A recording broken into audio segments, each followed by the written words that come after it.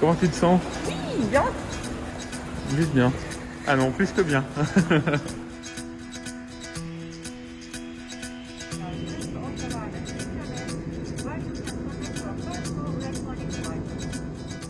5h04 devant l'aéroport. Je crois qu'on a mis 2 heures à passer la douane, l'attente des bagages oversized. Et puis là on est dehors, on attend le taxi. Et là il va venir avec une Yaris, tu vas voir. On parie? Ça fait 24 heures qu'on voyage. Et évidemment, la voiture qu'on nous envoie elle est trop petite. Du coup là c'est Sarah qui est partie à l'hôtel. Et moi je vais attendre encore une demi-heure sur le parking avec ma caisse de vélo. Mais bon, on est arrivé quoi. Déjà ça c'est ouf. Les vélos, le carton est toujours entier. Les sacoches elles sont arrivées. Franchement 100% de réussite sur le matériel. On verra demain mais a priori ça devrait aller quoi. Bonne nuit.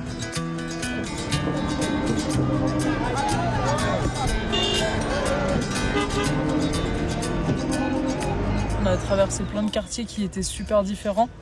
Donc on a commencé, on n'est pas passé par des bidonvilles, mais on était dans des zones qui étaient quand même assez pauvres. Et puis d'un coup, on se retrouve dans le quartier des ambassades et des Nations Unies. C'est vraiment une ville de contraste et je trouve que c'est une ville qui te saute un peu à la figure en fait. Et du coup, tu vois, nous on a débarqué tranquillo depuis la Suisse. Et on s'y attend pas nécessairement. Enfin, je pense que ça te met directement dans le bain, quoi, pour mettre les choses de manière un peu polie. Mais bon, ceci étant dit, une fois qu'on est sorti de la ville, c'était immédiatement très beau. Et on s'est retrouvé dans un paysage aux couleurs vraiment éclatantes, que ce soit le vert, le rouge de la terre.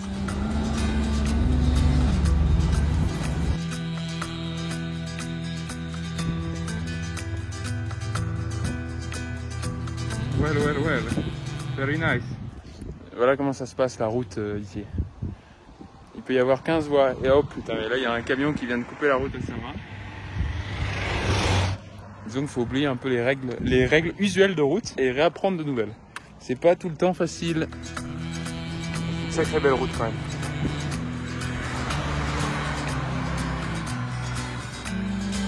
Mais une route au danger notable. Il y a quand même un peu de trafic, hein. Mais bon, comparé à Nairobi, c'est peanuts. Parce que là, faut dire ça monte. Et quand on dit ça monte, c'est qu'a priori, on va monter jusqu'à 2700. Ah ouais, c'est ça. Alors, au total. Enfin, aujourd'hui, 2400. Et dans les jours suivants, il y aura peut-être un petit col à 2007. Ça, c'est une nouvelle pour moi. Et 2700, c'est peut-être l'altitude, l'un des plus hauts cols en Suisse, je dirais. Ah ouais? Ouais. Non, c'est pas ça quand même. Saint-Bernard? Saint-Bernard, je crois qu'il est à 2007. Ah ouais? Ouais, pas plus haut. Bon, je suis sûr que j'ai des conneries, donc évidemment, je vais devoir fact-check tout ça. Vous avez vu toute cette plantation magnifique de thé, j'imagine, hein? Ah, je sais pas. Peut-être que je dis encore une connerie.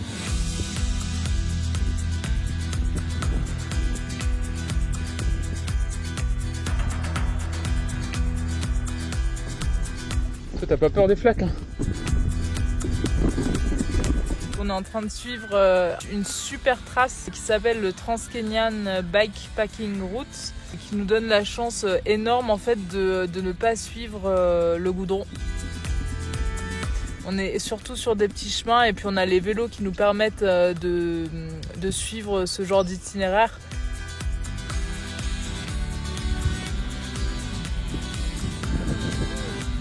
C'est bonne? Bah, c'est la rue de la Passion. Waouh! On est rouge, hein, sous les lunettes là. Alors, comment cette deuxième journée? Portée. Il y avait des hauts et des hauts en fait. Énormément de hauts. Non mais bon, ok, ça monte pas mal, mais je trouve que c'est assez graduel, dans le sens qu'on n'a pas eu des immenses murs quoi. Alors newsflash, c'est pas du tout graduel, hein. On va mettre ça au clair tout de suite. Allez, vas-y, je te suis.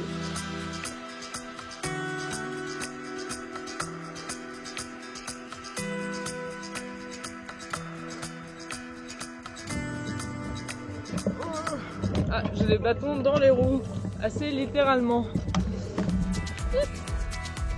Ah, c'est casse-gueule. Ah mais j'ai des bâtons dans les roues en fait. T'as mis un bâton dans les roues? Sûrement toi. Et ça nous offre aussi beaucoup plus de variété dans les paysages, dans le type de sentier qu'on arbore. Ce qui fait que quand on a 3 jours de grimpe au début d'un voyage, bah, ça passe un petit peu mieux que faire des cols avec tous les camions qui passent à côté.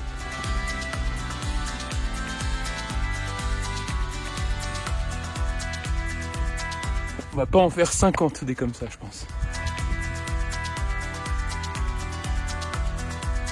On a fait des jours, on a fait plusieurs jours sans toucher le bitume. Bon, t'as bien regardé à droite à gauche avant de traverser quand même. Bien sûr. Et ça quand même c'est magnifique dans un pays qu'on connaît pas. Avoir une trace comme ça qu'on peut suivre, c'est aussi un peu rassurant. Forcément avec tous ces chemins, le porte-bagages descend un petit peu. Donc là on va le relever. On se dit, c'est un chemin qui traverse quelque chose. C'est pas, on va pas se retrouver devant un cul-de-sac. Même si des fois on est tombé un peu dans des endroits où on a dû traverser des petits cours d'eau ou porter le vélo.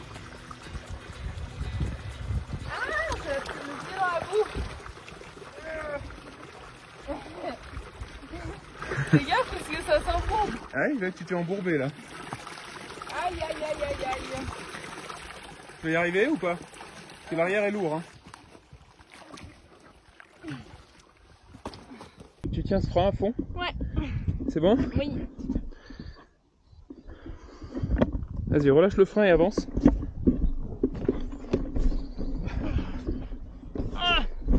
C'est bon. Merci. C'est bon? Avance. Je peux pas. Merci beaucoup. On est à 2700 mètres au-dessus du Grand Rift. Great Rift Valley. Le Grand Rift, il est juste là. Juste au bout là. Après ça tombe. C'est un peu la récompense après 3 jours de montée. Ah putain, ça fait plaisir.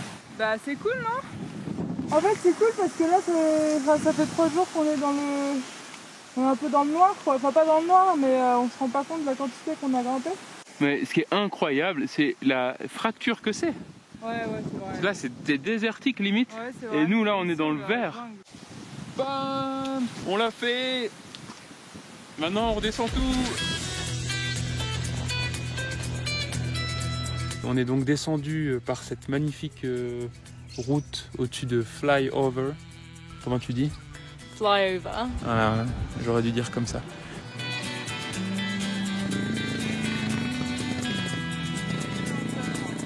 Et nous on le savait déjà, mais ça a un petit peu confirmé, c'est que quand on parle du Kenya, on imagine littéralement les safaris, la savane et tous les animaux qui accompagnent, alors que le pays a une diversité en termes de paysages qui est folle. On est en train de brûler littéralement en fait. Ouais. Notre peau de Muzungu est pas trop fait, faite pour ce soleil. Ouais, et puis en plus de ça, on est à 2000 on est en altitude quoi.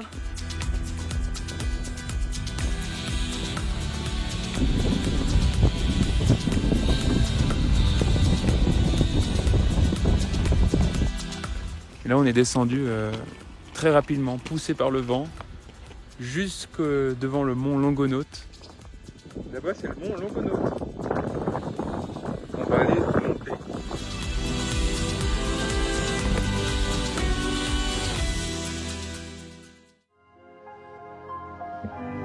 Alors nous voici en direct du mont Longonot.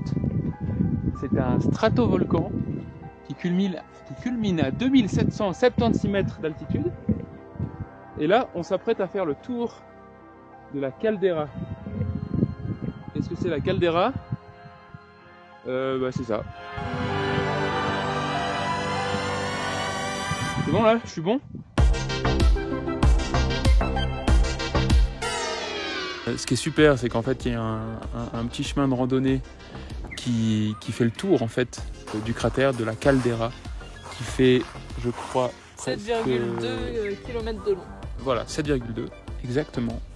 Et du coup, en fait, une fois qu'on est en haut, on peut s'amuser à faire le tour, ce qui nous offre vraiment tout un panel de paysages en fait.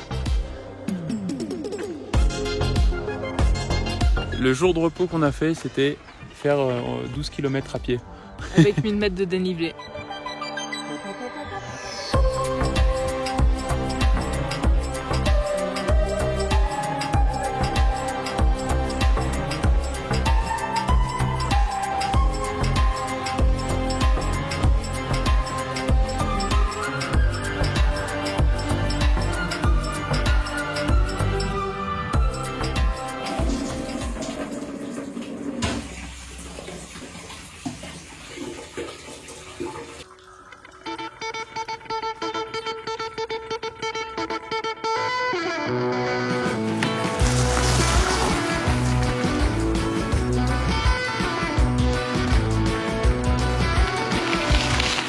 En partant du coup de Longonaut, nous avons traversé je pense qu'on peut juste appeler le Far West du Kenya.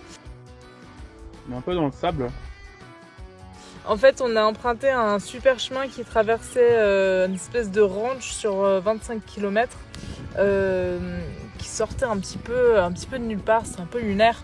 Et on s'est retrouvés dans des paysages très désertiques. On a dû pousser nos vélos sur plusieurs kilomètres. On pensait qu'on allait un peu avoir la paix en faisant 25 km de plat. Et en fait, on s'est retrouvés dans du sable assez profond.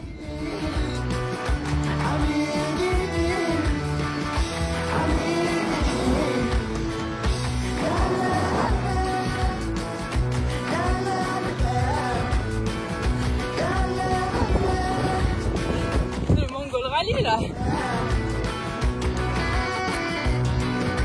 Elle a un petit goût de sable quand même. Ouais, un peu, mais ça c'est bon pour les dents.